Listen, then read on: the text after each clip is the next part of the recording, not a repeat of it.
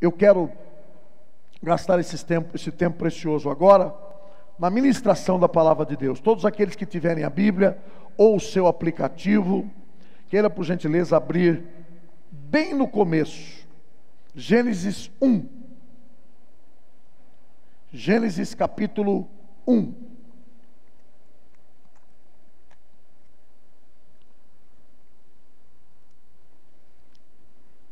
Gênesis capítulo 1.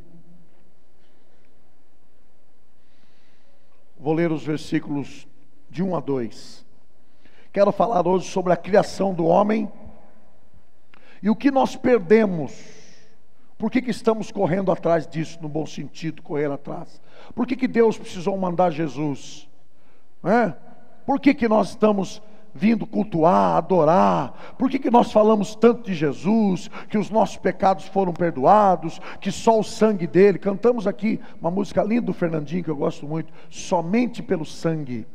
Não tem outro meio de nós sermos resgatados, sermos salvos, de sermos trazidos de volta para Deus, se não for pelo sangue de Jesus. Mas o que nós tínhamos ali, quando Deus cria o primeiro casal do gênero humano? O que nós tínhamos ali? Vamos ver um pouquinho sobre isso hoje à noite e aprender com a palavra. Gênesis 1:1 diz assim: no princípio criou Deus os céus e a terra.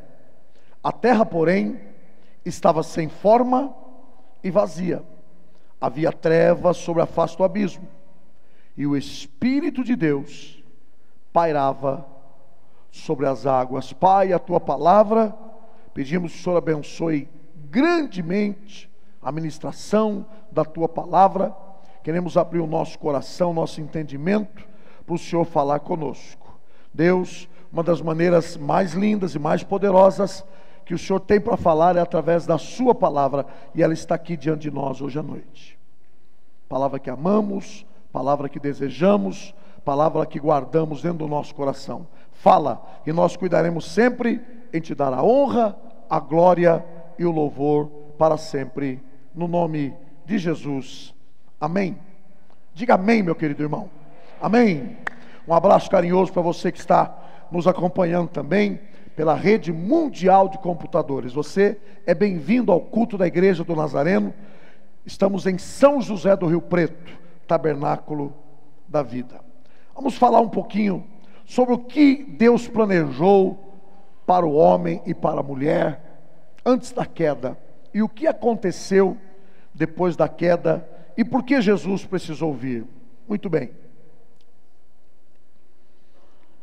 Nessa criação perfeita e bem ordenada, o homem é tanto a sua coroa como a sua criatura por excelência.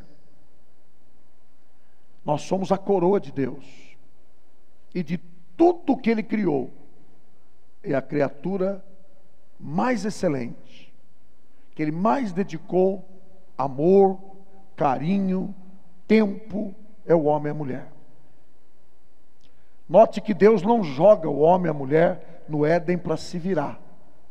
Quando Deus formou o homem do pó da terra e depois formou a mulher do próprio Adão, já estava tudo pronto. É assim que Deus trabalha.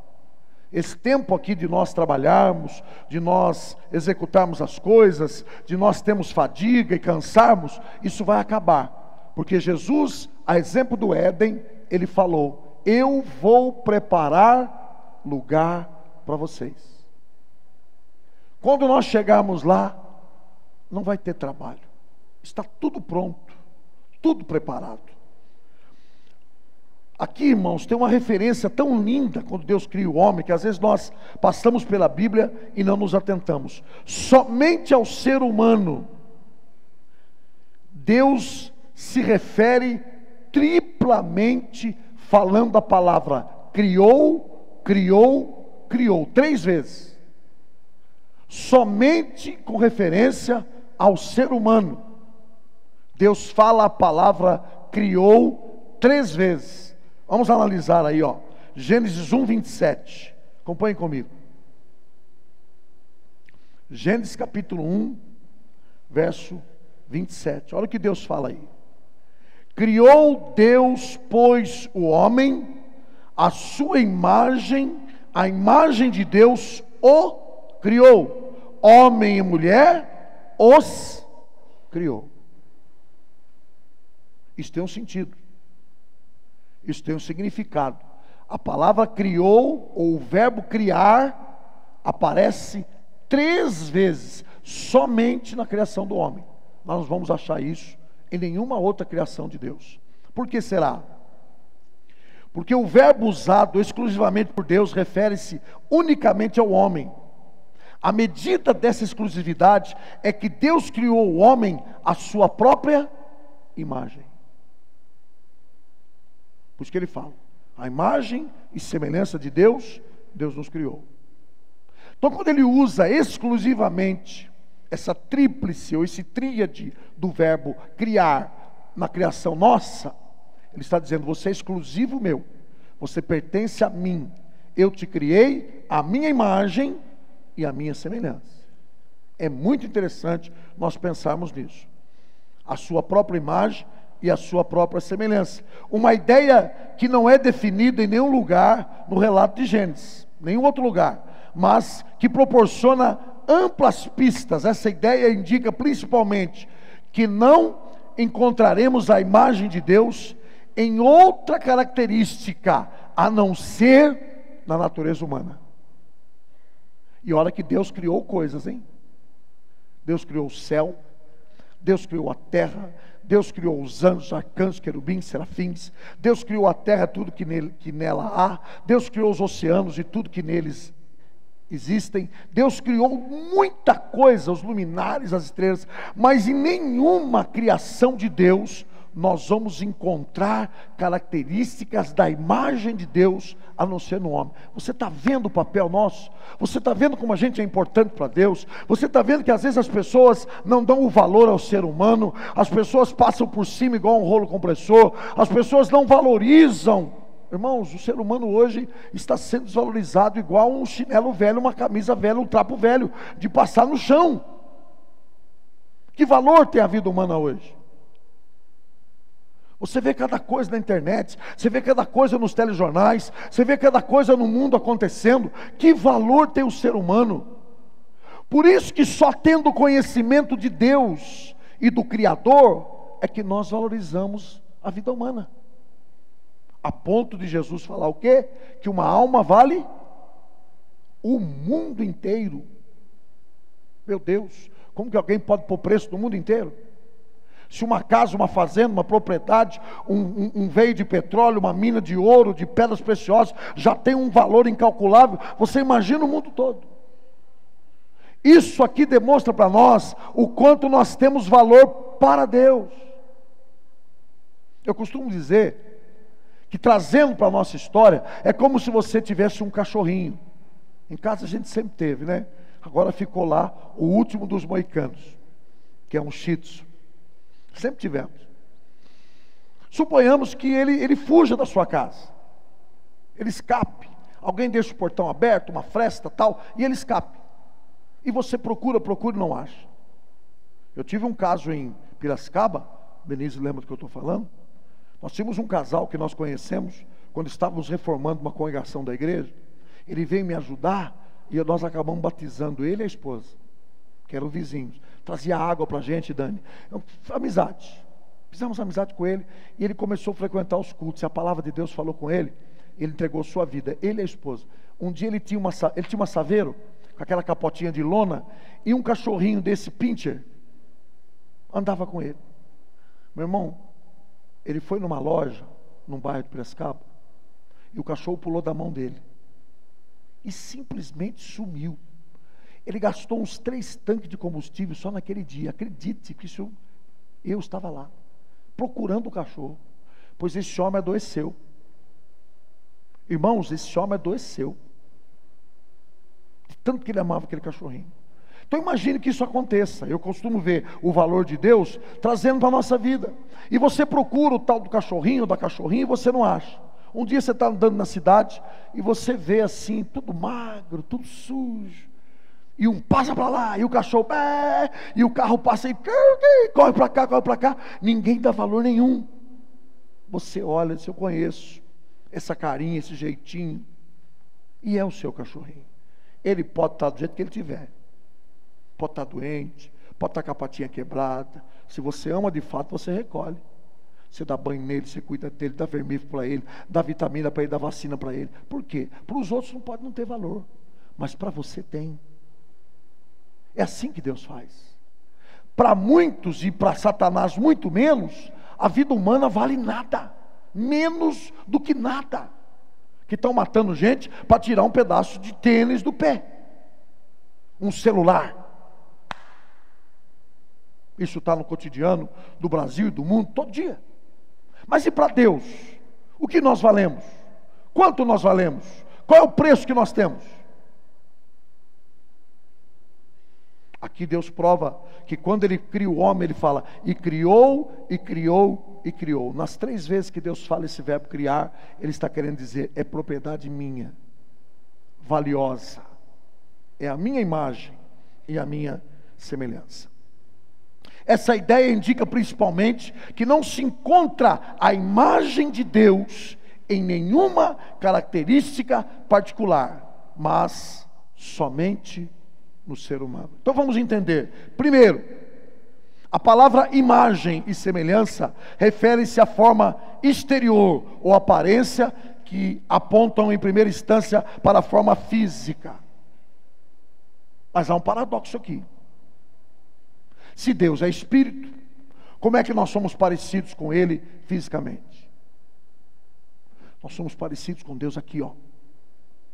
É o único ser humano que pensa, que raciocina, que tem memória, que sabe o bem e o mal, que entende, que tem moral, intelecto, sentimento, razão. Aí nós nos tornamos imagem e semelhança de Deus. Aqui, no pensamento, o que nós chamamos de espírito do homem. Todo homem, toda mulher, quando nasce, Deus dá o fôlego da vida, o Espírito. E aí o Espírito Santo vem morar dentro. E o Espírito Santo testifica com o nosso espírito que somos filhos de Deus. Aí somos parecidos, imagem e semelhança de Deus. A Bíblia é clara, insiste em dizer que Deus é Espírito. Em toda a sua essência, Deus é Espírito, Jesus. E importa que os seus adoradores o adorem em espírito, porque Ele é Espírito, e em verdade, porque Jesus é verdade.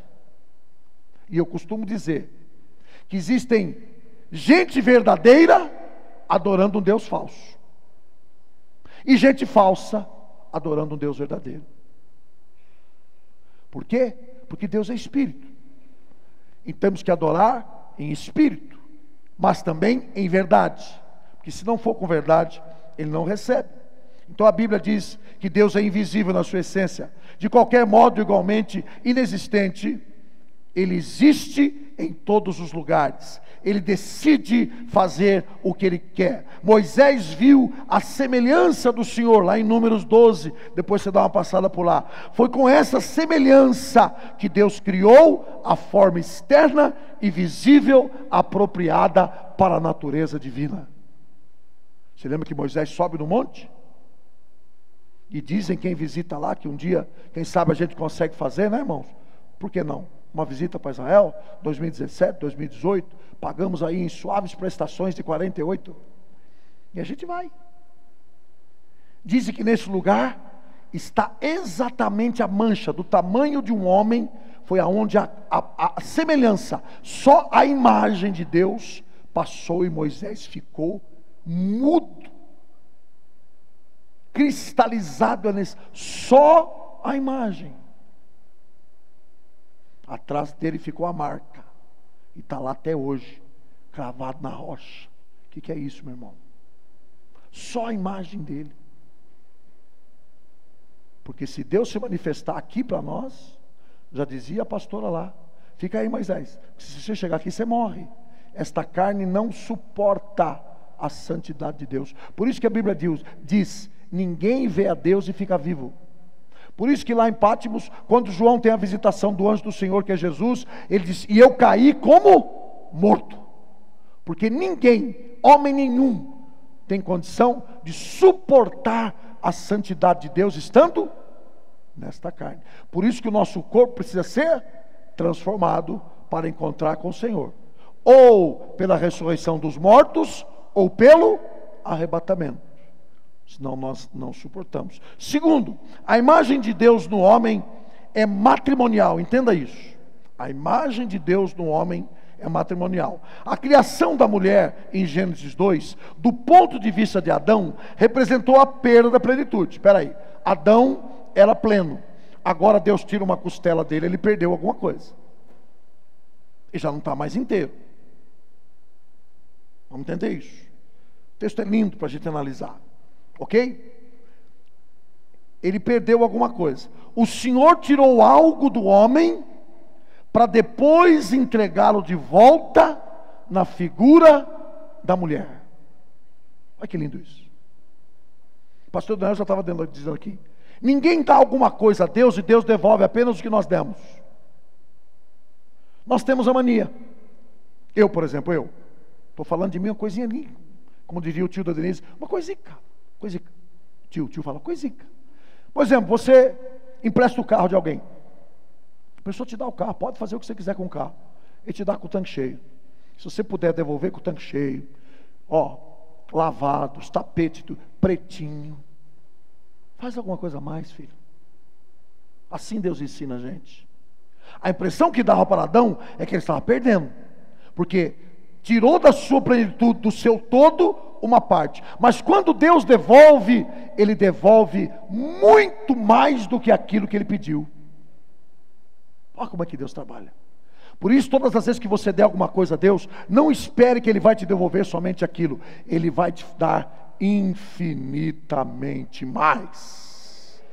Infinito já é algo que a gente não alcança. E ainda Ele põe um mais na frente. Infinitamente mais. Vamos entender isso. Oh Jesus. O Senhor tirou algo do homem para depois integrar na forma de figura da mulher. Assim, no casamento, o homem recupera a sua plenitude e a mulher volta ao seu lugar original. Por isso que alguns Adãos vivem procurando: onde está a minha costela? Oh, onde está a minha costela? E só quando ele encontra a sua costela é que ele tem de volta aquilo que ele perdeu. Assim também a costela, quando encontra o que deu a costela, ela se realiza. Está vendo que mistério? Se estiver sozinho, com quem vai se aquentar? Mas se estiverem dois, os dois se aquentarão. Então, quando Deus tira do Adão, o Adão fica procurando: meu Deus, parece que saiu alguma coisa de mim. O que está acontecendo? Está faltando alguma coisa. Aí ele desperta da anestesia: isso é coisa minha. A Bíblia diz que Deus deu uma anestesia no Adão. E ele dormiu, não fala quanto tempo. Deus levou um dia para fazer as coisas. Pode ser que ele tenha demorado também um dia ali. Aí o Adão desperta. Fala: nossa, não sei porquê, gente. Não trabalhei muito hoje, mas estou com uma dor nas costas. Como se alguém tivesse dado uma agulhada em mim, alguma coisa. E o bobão nem percebeu que está do lado dele. Ai, meu Deus. A hora que ele veio. Eu costumo dizer que o Adão era vermelho, porque ele foi feito do pó da terra. Aquele vermelhão bonito assim. Ele olhou para ela e falou: jamais ouse olhar para outro homem. Ai de você, se olhar para outro homem. Coitado, só tinha ele. Mas foi um negócio maluco, porque ele jamais sonhou. Assim é a nossa vida. Eu quero profetizar na vida da igreja hoje. Eu quero ser um profeta de Deus na tua vida. Querido irmão, se alguma coisa você acha que Deus permitiu que você perdesse, ou saiu da tua mão, ou escapou, ou você está dando como perda, não se preocupe, porque o que Deus está preparando para você, para a sua casa, para a tua família, é infinitamente melhor e maior. tenho certeza absoluta que ele passou até a dor das costas do homem. Não precisou tomar nem Dorflex. Por quê? Porque aqui Deus está mostrando para nós como é que ele trabalha. A imagem de Deus no homem é matrimonial, assim como na mulher. Assim o casamento, no casamento o homem recupera a sua plenitude e a mulher volta para o seu lugar original. Está lá em Gênesis 5. Quando ele fala em se unir, a imagem e semelhança de Deus, existe uma diversidade, a criação distinta do homem e da mulher, mas também a unidade, literalmente, quando Deus chamou o nome deles de homem. Façamos o homem. Está vendo como Deus tratou como um só? Façamos o homem, a nossa imagem e a nossa semelhança. É muito, muito sério, muito maravilhoso. Terceiro, homem e mulher juntos recebem domínio. Não é só o homem que recebeu o domínio. Se nós vamos ver o texto, Gênesis 1, 28, que aqui o que importa é a Bíblia. Olha lá, no 27 ele fala, Deus criou o homem à sua imagem, a imagem de Deus o criou, criou homem e mulher o criou. 28, e Deus os abençoou e lhes disse, sede fecundos, multiplicai-vos, enchei a terra, sujeitai-a. Tanto ao homem como à mulher é dado autoridade. Quando os dois respeitam isso, segue que é uma beleza. Quando não respeitam, tem problema. Homem e mulher recebem juntos domínio. Os imperativos em Gênesis 1, 28 estão no plural, refere-se ao casal. Dominem, sejam fecundos, multipliquem, encham a terra. Deus está falando com os dois. Com os dois. Assim como deviam crescer e multiplicar-se juntos, da mesma maneira precisavam sujeitar e dominar a terra juntos. Deus deu o domínio para o homem e para a mulher juntos. Só tem uma criatura na terra que eu e você não pode dominar, na vida do outro. O outro não. Nós dominamos sobre tudo. Nós dominamos, é tão verdade, irmão, que agora não pode mais, em alguns países ainda pode, no Brasil não pode. Mas o meu pai tinha mania de levar a nossa família no circo. Quem já foi em circo aqui? Aí, muita gente. Tinha tradição, chegava o circo na cidade, em Elias, parava a cidade, porque nós não tínhamos o que fazer. Tinha um russo, que eu gostava muito, os irmãos Sokovostovski, que russo é tudo Kostovski. Você pode ver na Olimpíada, o atleta Vivsovski, o outro Robsovski. Em chinês também a turma aparecia, é o Ling, é o Sheng, Xing, Song, Sheng, Ling. Tudo termina com Ling. Mas meu pai levava nós, e nós fomos nesse aí dos irmãos russos. Gente, nunca tinha visto um elefante assim pertinho da gente. Mas o homem manda o bicho joelhar, ele joelha. E ele fica numa patinha só. Ele fica. E ele ajoelha e joga a bola. Não joga não. E ajoelha, a mulher sobe em cima dele e anda nele. O que é isso aí? Isso é autoridade. Isso é domínio. Vi aqueles leão, aqueles tigres, lembra? Animais ferozes, enormes. Pula dentro da bola de fogo e vem para cá. Todo mundo apavorado. Isso é domínio. Isso é autoridade. O único domínio que Deus não permite que eu tenha é sobre a tua vida. E você sobre a minha vida. E é o que acontece com a humanidade. Alguns querem ter domínio. Nem na igreja de Cristo o Espírito Santo permite isso. E ele fala para nós os pastores, para pastorearmos o rebanho que não é nosso, não como tendo domínio, mas como aquele que vai prestar contas ao Senhor. Então isso nós temos que entender, que há um limite, o limite é o homem. Eu não posso dominar, não posso querer mandar na sua vida, dominar você, e você não pode dominar a mim. Terceiro, homem e mulher juntos recebem o domínio. Estamos falando. Sabemos que os antigos reis colocavam suas imagens em todos os lugares que dominavam. Lembra disso? O rei dominava tal província, ele punha a imagem dele lá, para saber que ali ele mandava, dominava sobre tudo. Coisa terrível. A realidade, entretanto, excede a ilustração, pois uma estátua pode apenas resistar à alegação da soberania em favor de alguém, enquanto o homem e a mulher são imagens vivas de um Deus vivo. Nós não representamos uma imagem de estátua de madeira, embora sejam bonitas e tenham arte naquilo. Nós não. Quando nós passamos, quando nós dominamos alguma coisa, nós estamos estabelecendo o reino daquele que é o poderoso. Nós somos a imagem e a semelhança de um Deus vivo. Aleluia! Essa é a grande diferença. Enquanto os reis se faziam representar por imagens mortas, estátuas que não se moviam, nós, quando dominamos algum local, nós queremos que a presença do Senhor esteja ali e que nós sejamos apenas a imagem e a semelhança dele. Muito bem. Qual foi a experiência que eles viveram no Éden? A criação do homem, a imagem do Criador, com todas as características distintas, de modo algum comprometeu a soberania de Deus. De modo nenhum. Deus, quando cria o homem e a mulher à sua imagem e semelhança, não atingiu nem um pouco a soberania dele. Continuou sendo soberano, continuou sendo Senhor, continuou sendo Deus, Criador, sentado no trono. Em nenhum momento. Deus nos deixa abalar. Amém? De modo nenhum. O Todo-Poderoso em Gênesis 1 falou, e tudo se fez. E continua a sua obra em Gênesis 2, a organizar o mundo, ao criar a terra, ao formar Adão, ao formar a Eva, ao planejar o jardim, dirigir o trabalho do homem, perceber a solidão dele, providenciar-lhe uma esposa, estabelecer suas leis. Deus continuou e continua sendo o mesmo Deus. Porque o Gênesis, como a própria tradução nos diz na palavra, Gênesis, início. É só o início.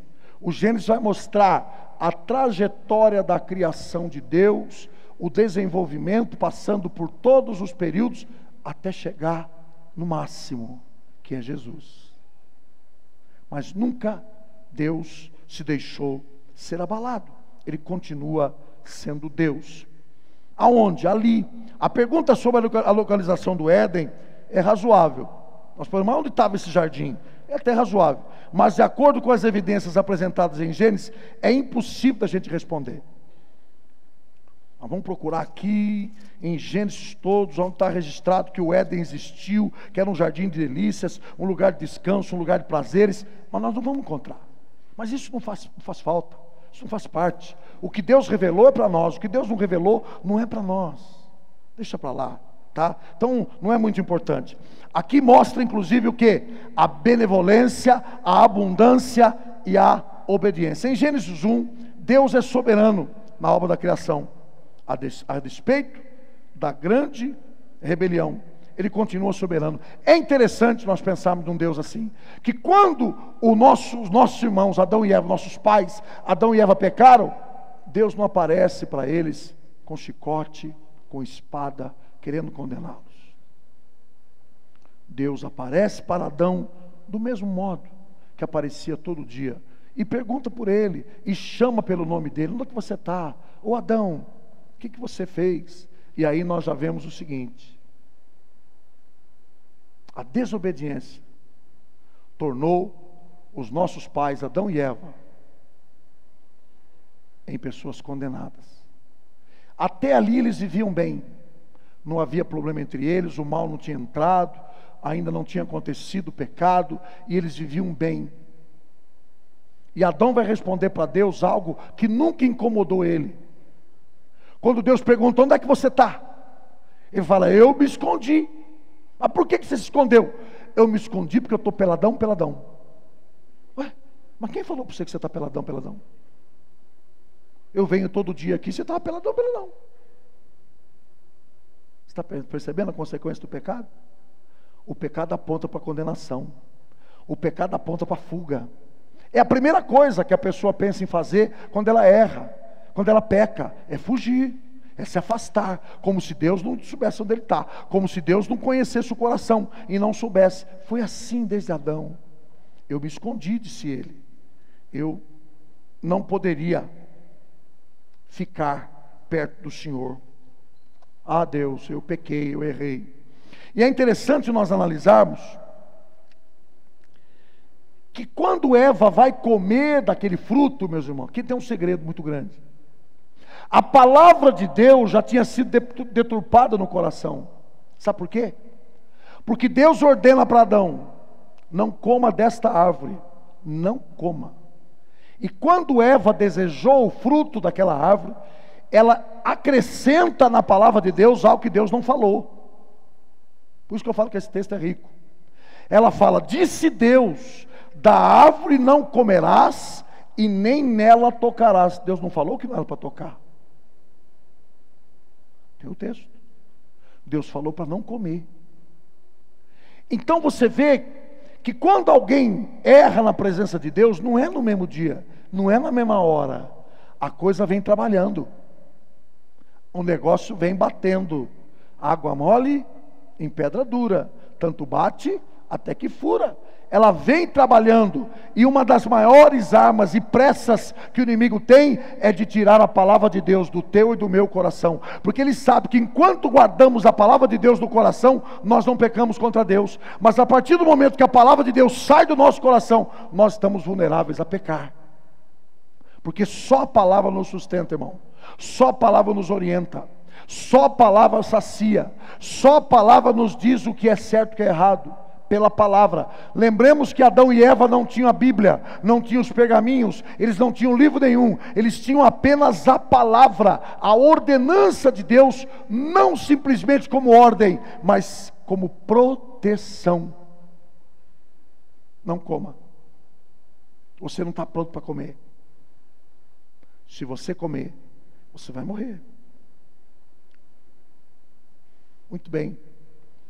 Vamos ver aqui, Gênesis 3:1.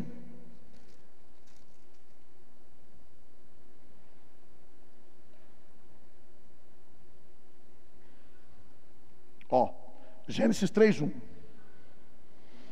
Irmãos, fala sério comigo. Fala sério comigo, preste atenção, por gentileza. Vou fazer uma pergunta para você.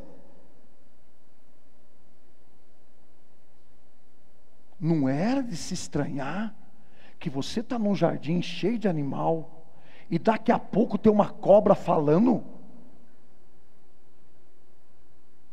No mínimo que eu e você temos que fazer é estranhar aquilo. Peraí, os animais não falam. O boi fica mugindo, os passarinhos ficam cantando, os patos ficam, o cachorro, au, au, au, e coisa. Mas uma cobra que fala, já não é para estranhar. Perceba, irmão, que a coisa já estava ali, ó. Essa cobrinha estava falando todo dia com eles. Uma cobra rastejar já é um problema? Agora uma cobra fala. Ela fica de pé e fala com você: bom dia, como vai? Só pelo fato da cobra estar falando, irmão, já era para você estranhar o negócio. Mas eles não estranharam, nem assim. E aí o diálogo acontece. E o diabo vai mexer aonde? Escuta, igreja de Jesus. Nos últimos dias, o diabo tentará enganar os escolhidos, que são a igreja de Deus, deturpando a palavra. E aparecerão entre vós muitos falsos profetas, fazendo isso e aquilo, e vestidos de ovelha, mas no fundo são lobos. Para quê? Para ser instrumento do diabo, se possível for, para enganarem até os escolhidos do Senhor. Veja o que acontece aqui, como eles já tinham conversado com essa cobra há muito tempo, e Eva vai acrescentar algo que Deus não falou. 3:1. Mas a serpente, a mais sagaz que todos os animais selváticos que o Senhor Deus tinha criado, disse à mulher: a cobra está falando, gente. Eliel, a cobra está falando, irmão. É assim que Deus disse: não comereis de toda a árvore do jardim? A resposta dela: respondeu a mulher: do fruto das árvores do jardim podemos comer, mas do fruto da árvore que está no meio do jardim, disse Deus: não comereis, nem tocareis. Onde é que Deus disse para não tocar? Ela já acrescentou por conta dela. Então, querido, é assim que acontece na vida do cristão. A palavra vai deixando de ter sentido, ela vai deixando de ser vida, ela vai deixando de ser obediência, ela vai deixando de ser temor, e uma hora a casa cai. A pessoa conversa com a cobra e não tem problema, não se assusta, não tem mais medo, não tem mais temor. Deus nunca falou para eles não tocarem, Deus falou para eles não comerem. De onde que ela tirou esse não tocar? Conta dela. Porque a conversa já estava avançadérrima. Quem sabe a Eva conversava com esse animal e o Adão todo dia. Se você for ver o que Deus mandou, não foi isso. Deus não mandou falar isso aí. Deus disse para não comer. Não comer. Então perceba como o trabalhar do inimigo é algo. Se algo que ele tem de sobra é tempo. Ele tem tempo. Então ele gasta tempo. Os grandes estudiosos da Bíblia dizem que a Eva não foi enganada no dia seguinte, no terceiro, uma semana, um mês. Isso aqui levou, hein, minha irmã, de conversa, e de conversa, e de conversa. E as más conversas corrompem o que, Pedro? Os bons costumes. Então ela foi de má conversa, e má conversa, e má conversa, até que uma hora tomou. Consequências terríveis que se seguiram, que eu preciso andar.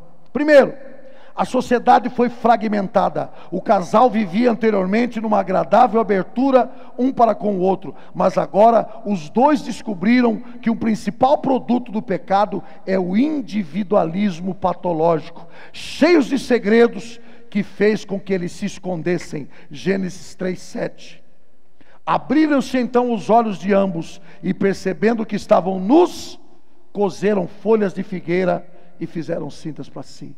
Eles eram iguais, eles ouviam defeito, eles trocavam ideias, eles trocavam carícias. É claro que são um casal, ninguém aqui é filho de chocadeira, eu posso falar isso abertamente porque a Bíblia trata sobre isso. Mas o dia que eles pecaram, eles agora se tornaram individualistas, cada um para um lado, cada um querendo resolver o seu problema, e coseram folhas e folhas de figueira para cobrir o pecado e a nudez.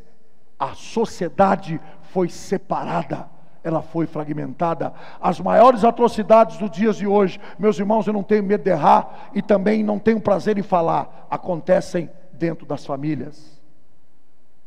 Se você for perguntar para a sociedade que protege crianças, os maiores abusos sexuais de pedofilia hoje no mundo não são lá fora, acontecem dentro da própria casa, por causa do pecado, do individualismo, da fragmentação que o pecado separou o homem e a mulher, e os filhos estão sem saber o que fazer da vida.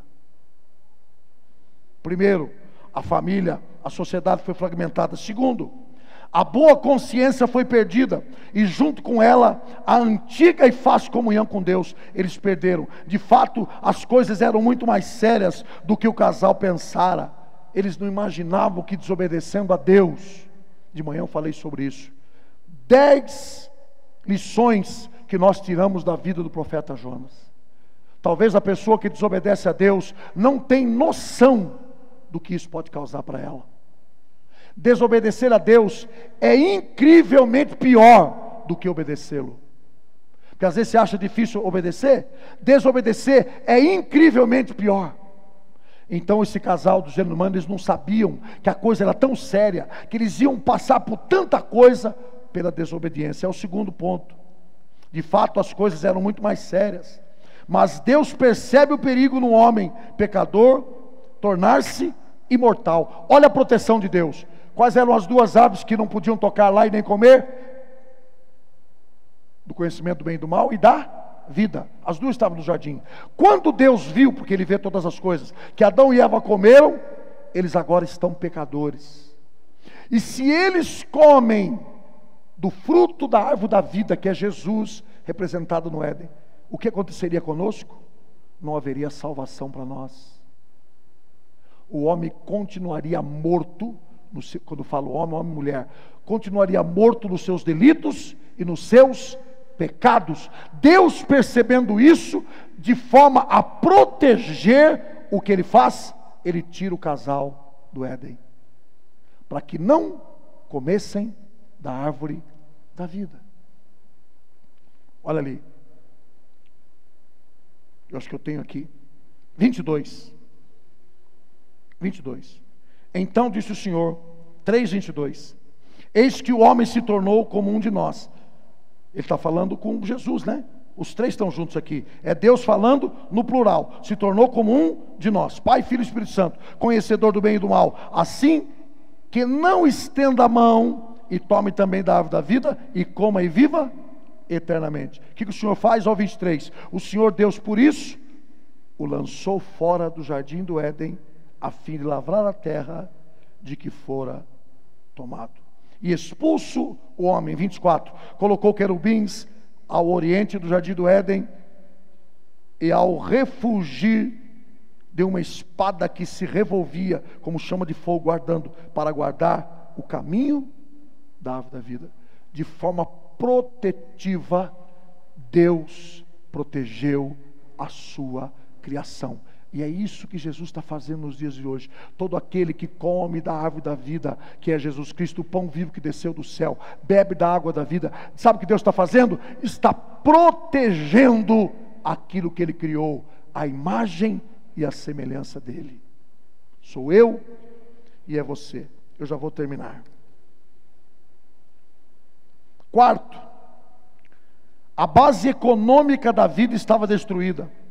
A abundância do jardim do Éden deu lugar a uma sobrevivência alcançada a duras penas.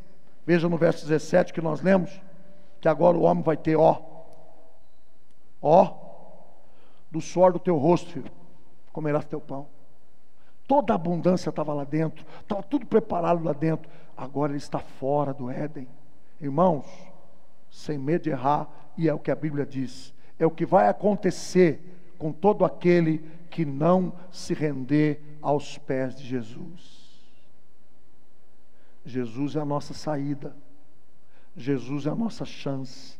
Em quarto lugar, a vida abundante no jardim deu lugar a uma vida penosa. Esta é a vitalidade moral no meio do ambiente. O próprio mundo ao redor é inimigo do pecador, e o homem no pecado jamais encontra aquilo que ele necessita. Pode notar, o mais vil pecador, de tanto pecar, pergunta se ele é feliz. Pergunta se ele encontra felicidade nos prazeres do mundo. Pergunta. Não tem como, porque isso nos foi tirado. Só Deus pode dar isso de volta. Assim como a costela foi tirada para dar a Eva, Deus tirou, através do pecado do homem, algumas coisas importantes e maravilhosas da vida do ser humano, que só Ele, Deus, pode dar de volta. Por isso, não pode existir felicidade plena se não for alcançada diante de Deus. Nós perdemos muita coisa por causa do pecado, mas graças a Deus, Deus enviou o seu Filho Jesus Cristo, e com Ele trouxe todas as coisas de volta. Ele trouxe vida, Ele trouxe paz, Ele trouxe perdão, Ele trouxe alegria. E assim como Adão, em um jardim, entregou a humanidade toda na mão do diabo, Jesus Cristo também, em um jardim, chamado Jardim do Getsêmani, Ele resgatou toda a humanidade de volta para as mãos do Pai. Isso é maravilhoso, isso é bendito, isso é tremendo da parte de Deus. Deus, através do seu Filho, trouxe de volta tudo aquilo que nós havíamos perdido. Por isso que a igreja de Jesus não tem outro Deus, não tem outro Senhor, não tem outro Salvador, não tem outro nome pelo qual nós devemos ser salvos, não tem outro nome para quem nós devemos adorar, não tem outro nome a quem nós devemos adorar e exaltar, a não ser o nome precioso de Jesus. Sabe por quê?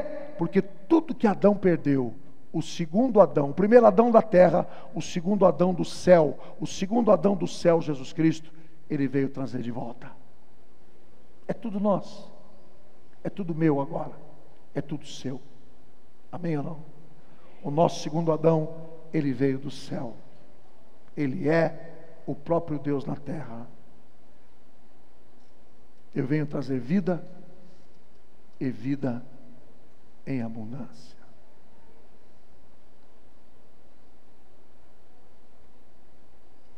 de tudo que nós perdemos, em Jesus, nós temos muito mais a ganhar.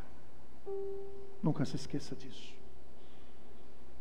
O que Deus tem preparado para mim e para você é infinitamente maior do que tudo aquilo que Adão pode ter perdido. Infinitamente maior. Por isso nós cantamos aqui: incomparáveis são as suas obras, incomparáveis são as suas promessas, incomparáveis são, não dá para comparar.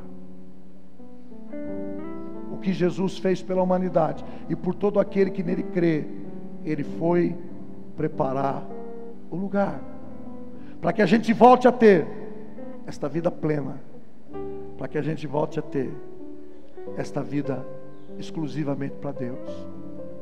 Eu creio num lugar, até minha cunhada uma vez fez um hino sobre isso. Existe um lugar, há um lugar lindo, eu creio nesse lugar.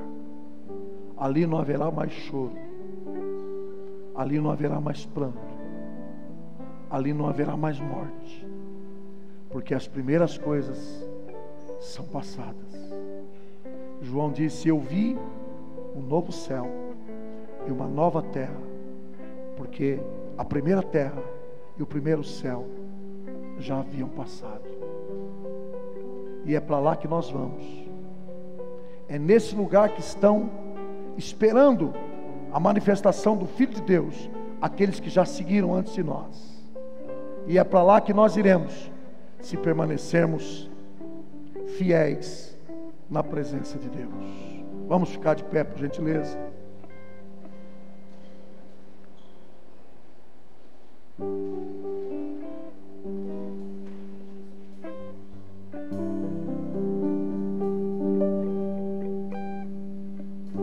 Oh, querido Espírito Santo,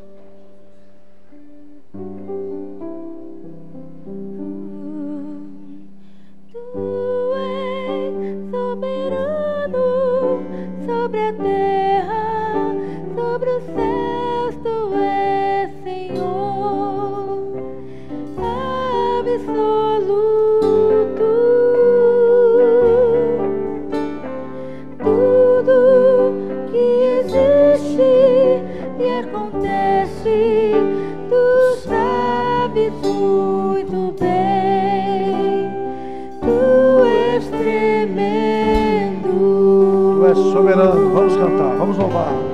Tu és soberano sobre a terra, sobre os céus, tu és Senhor absoluto. Tu sabes todas as coisas, Senhor. Tudo que existe e acontece, tu sabes muito bem. Oh Deus, Tu és tremendo, apesar e apesar dessa glória que tem, oh meu Deus, tu te importa comigo também. E esse amor tão grande eleva-me, amar-me a ti. Tu és tremendo, e apesar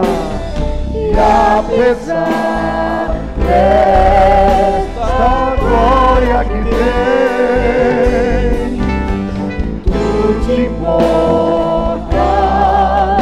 comigo também. E este amor tão grande eleva-me. amar-me a ti. Tu és tremendo. Pai, olhando nós para a tua palavra hoje à noite, se formos sensatos, obedientes e observadores e cumpridores da palavra, nós só teremos uma coisa a dizer: o Senhor é maravilhoso, o Senhor é bom, e a sua misericórdia é tão grande que apesar dos nossos pecados e falhas, o Senhor nos cobre, o Senhor nos abraça, o Senhor nos redime, o Senhor nos perdoa, o Senhor nos coloca de pé, porque o Senhor ama aquilo que criou.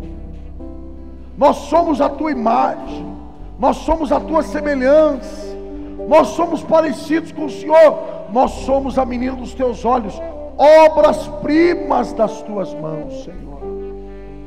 E apesar das falhas, apesar dos pecados, o Senhor enviou o teu Filho para morrer, para pagar o mais duro e alto preço, preço de morte e morte de cruz, derramando o seu sangue para nos redimir, nos salvar, nos perdoar, nos abençoar, nos trazer de volta à casa do Pai. Nosso sentimento seja de gratidão, seja de alegria, por tão grande amor, por tão grande demonstração de amor que o Senhor fez para conosco. Queremos continuar firmes, queremos continuar obedientes, ligados à tua palavra e à tua igreja, que é o teu corpo aqui na terra, para que quando esta vida terminar, esta nova vida que o Senhor promete na tua palavra, esse novo céu, essa nova terra, nós possamos desfrutar. Não há outro igual a ti, não há outro igual a ti, não há outro a quem devamos honrar, glorificar, a não ser o nome poderoso e precioso de nosso Senhor e Salvador Jesus. Que o Senhor nos leve em paz desse lugar, que o Senhor nos dê a todos uma semana abençoada, de muita bênção, de muita paz, de muita vitória, de muita conquista.